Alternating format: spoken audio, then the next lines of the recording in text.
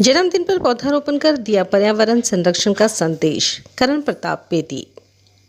भाजपा युवा नेता एवं समाजसेवी करण प्रताप बेदी ने अपने जन्मदिन के अवसर पर शाहबाद स्थित बाल आश्रम पहुंचकर बच्चों के साथ समय बिताया और पर्यावरण संरक्षण का संदेश देते हुए पौधारोपण किया। उन्होंने कहा कि हर वर्ष उन्हें बाल आश्रम के बच्चों के बीच समय बिताने का अवसर मिलता है, जो उनके लिए बेहद सुखद अनुभव होता है।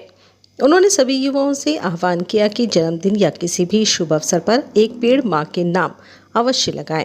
करण प्रताप बेदी ने कहा कि करीब 11 वर्ष पहले उन्होंने तत्कालीन मुख्यमंत्री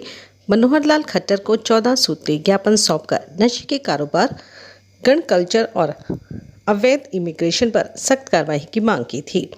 उन्होंने कहा कि सरकार ने इन मांगों पर गंभीरता से काम करते हुए अब तक लगभग 6,200 करोड़ रुपए के नशे के कारोबार पर कार्रवाई की है। साथ ही गन कल्चर पर भी सख्ती बरती गई और हरियाणा देश का पहला राज्य बना जिसने विदेश भेजने के नाम पर युवाओं से धोखाधड़ी रोकने के लिए इमिग्रेशन एक्ट लागू किया।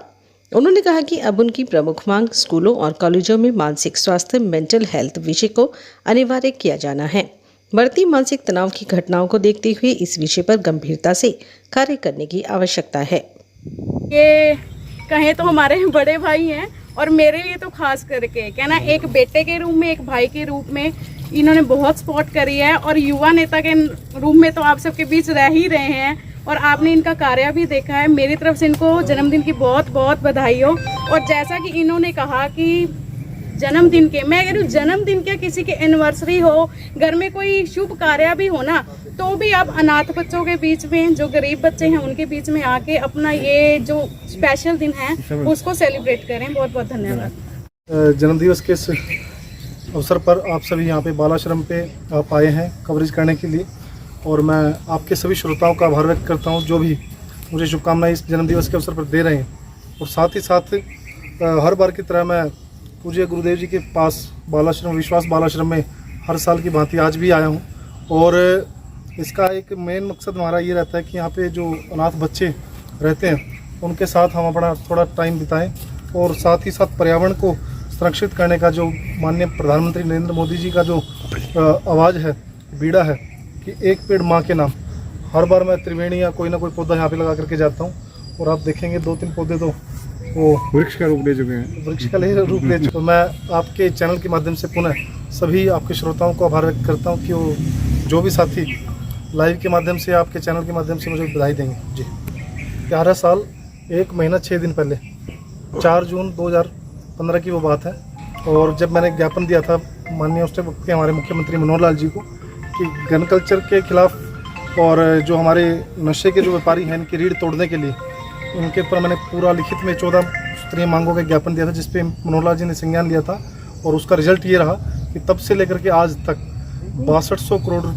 का जो ड्रग्स का कारोबार है हमारी हरियाणा सरकार ने डिस्ट्रॉय करने का काम किया। उसके बाद हरियाणा सरकार ने गन कल्चर के ऊपर भी कार्रवाई करते हुए अपनी सहमति जताई हमारे ज्ञापन के ऊपर। तीसरा, मैंने इमिग्रेशन एक्ट, जो विदेश भेजने के नाम पे हमारे युवा साथियों के साथ दलाली करते थे, उनको ठगते थे, ऐसे